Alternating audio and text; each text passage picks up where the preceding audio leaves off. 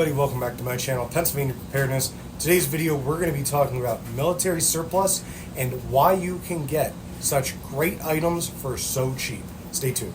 Now, I'm sure that we've all been to a military surplus store at some point in our lives. And when you go in, you get the smell of the moldy, musty kind of, military equipment, or from the, smells like your grandparents' basement or something like that.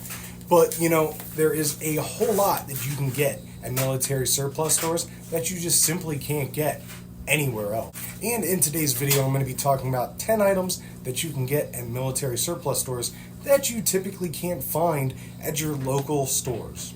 So one of the very first items that I'm going to go over, it's very obvious as soon as you go into the military surplus store. They have a lot of clothing, a lot of camouflage and camouflage pattern clothing. And one of the greatest things about that is you can buy it for pretty cheap. You can find your size. Some of them still have patches on. If you're going for a sort of old school look, a lot of people tend to buy them because they're cheap and you can use them. One of the biggest things that you want to stay away from when you are buying clothes from military surplus stores, though, is something called stolen valor. You don't want to go in there and buy a shirt that says, Army Ranger or Special Forces, or try to buy something that represents yourself as being a military member if you have never served. One of the biggest things, though, is you can go out there, you can purchase top, bottom, underclothes, stuff like that, that is going to be military surplus, camouflage, that you could find in decent quality that hasn't been beaten up too much. Take it out. You can use it for painting your house. You can use it for going hunting.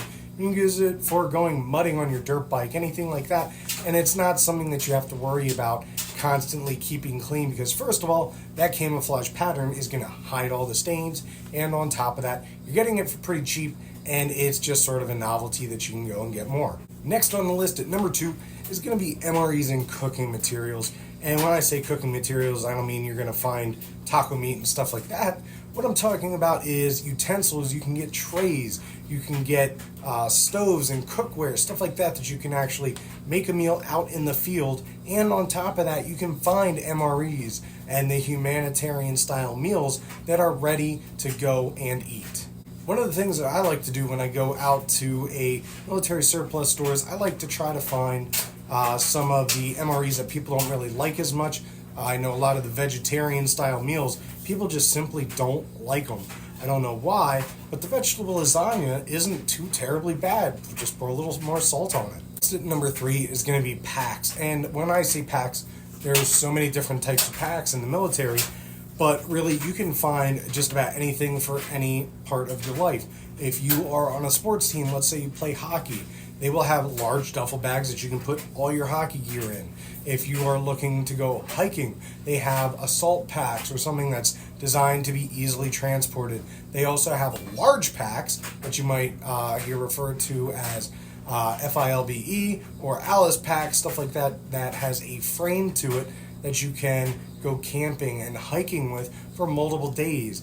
And also, on top of all of that other stuff, they have clothing garment bags that are designed to keep your clothes nice and clean.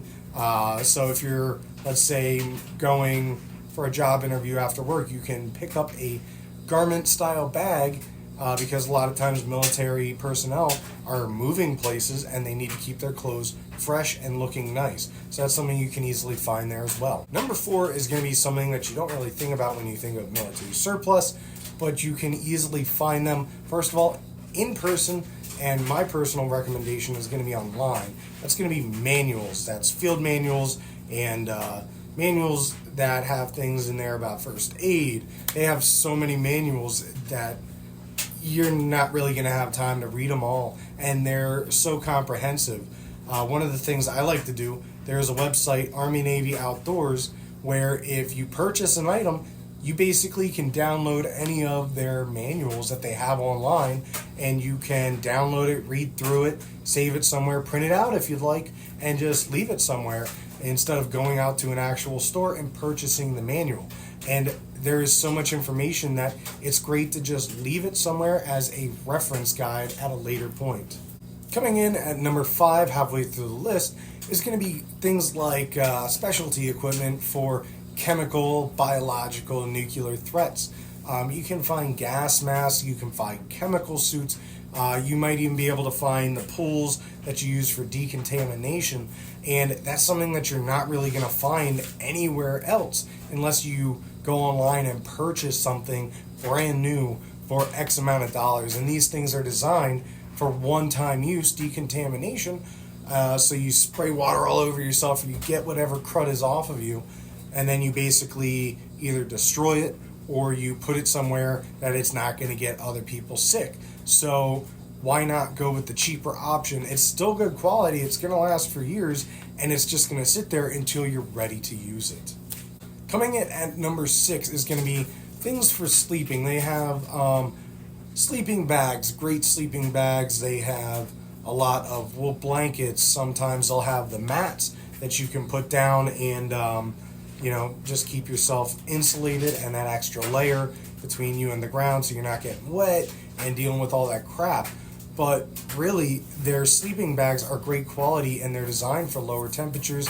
They're designed for multiple weather conditions. Some of them have waterproof bivvies, and they're just excellent. If you can get a military style sleeping bag, you're already going to be way ahead of the. Coming in at number 7 is going to be tents. Now, a lot of the time, military tents are not designed for single people. They're designed for at least 2 people. 2 people carry different parts of it. One person might carry the structure and or the poles, and the other person might carry the fabric or the actual tent part. And if you are a single hiker, that might not be something that interests you. And you can also find other things like larger tents. You might be able to find old school tents that are made of like a burlap type material. And again, if you are in Boy Scouts or you have other people going with you places, maybe say that you are taking your family hiking, that might be something that interests you. Also, from my personal experience, every single time I've seen a tent at the military surplus stores, they are a little bit worse for the wear. So if you have things like patches and stuff like that, and you can re-waterproof them, then it might be something that you would want to go for. Coming in at number 8, this is a big one that a lot of people like to go to military surplus stores for, because these are items that you can find other places, but you can't find them for as cheap, maybe not as good a quality, and that's going to be knives and weapon accessories. I'm going to start off with knives. I feel like this should be in its own category, because military knives are typically going to be full tang knives. I know some of the U.S. Marine Corps ones that people typically try to get the K-bar ones. Some of them are full tang, whereas some don't go all the way down, but that's something that you would pretty much have to know a little bit more about knives to figure out. And there are other knives there. I know the one I go to, they literally have a bucket, and you can get like keychain knives, like a couple for $1, something like that. And they're great knives to just have if you need to throw one in your car, give one as a gift, something like that. But if you can find a full tang knife, then you definitely want to go ahead, grab one of those. They might be cheaper, they might be a little bit worse for wear, and you might need to sharpen them, but you can't find them for as cheap other places, because they're going to be selling them brand spanking new out of a box, and they already know the markup value of these knives. With the other half of that, which is weapon accessories, I'm talking about things like plate carriers and magazine pouches. There's so many weapon accessories that you can get. You can get things like grenade pouches. Now, is your regular civilian going to be able to get a grenade? No, but if you're doing something like airsoft, you might have a use for that, or you might be able to use that for something else that you have. Like maybe say you have a one of those flip smartphones that they came out with. That might fit in there. I have no idea. But if you're like, oh, it doesn't really fit in anything else, that might be a perfect accessory for you. Coming in at number 9, second to last, but certainly not least, is going to be medical supplies, as well as the medical guides and field manuals.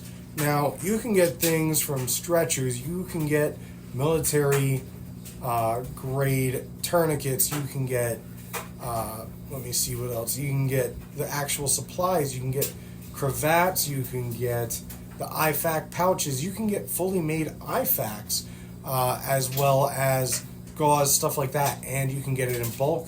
And it might say it's expired, possibly. I don't know if they're allowed to technically sell that, but if they do, gauze doesn't actually go bad. They just have to put that on there for FDA reasons. So gauze that's 20 years old is not going to be any less effective than gauze that was just made yesterday. It's still going to do the same thing until you get to the point where it starts to degrade, or maybe say it was stored improperly with liquid or something like that. That's totally different.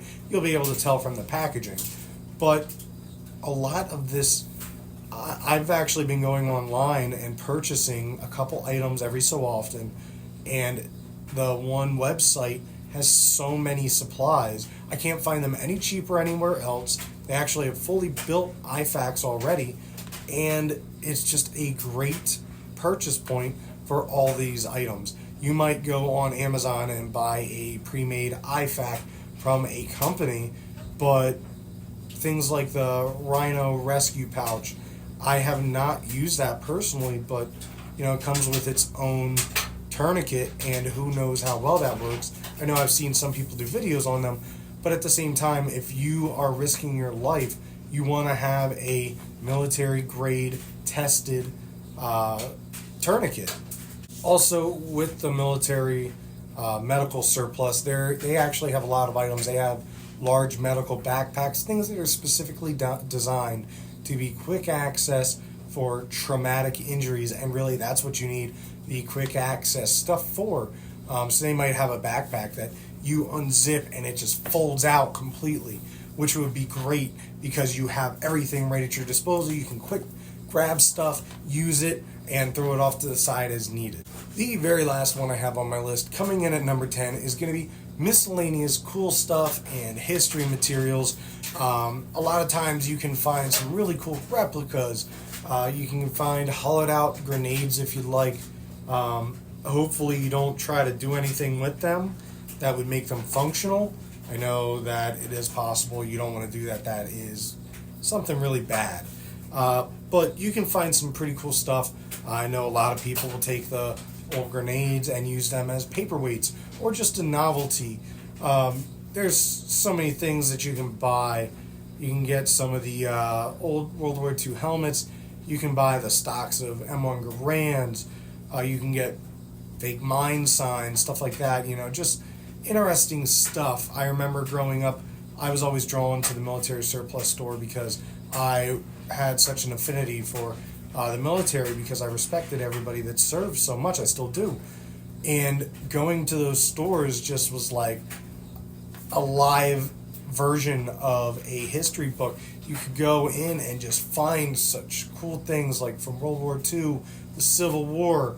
I still remember one of the first times I went into a military surplus store and they had some old mini balls from the Civil War, and they were flattened from hitting things, and I just was like, I started talking with the owner. I was like, oh, what is this thing? And it's a flattened piece of metal, but the history behind it was just interesting. He was telling me it was from the Battle of Gettysburg, and he had certificates of authenticity, stuff like that. It was just the neatest thing, and you could tell that he really enjoyed talking about it.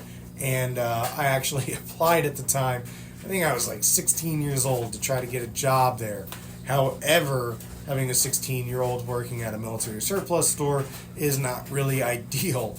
So needless to say, I didn't get the job. But I just found it so interesting, and it's still to this day.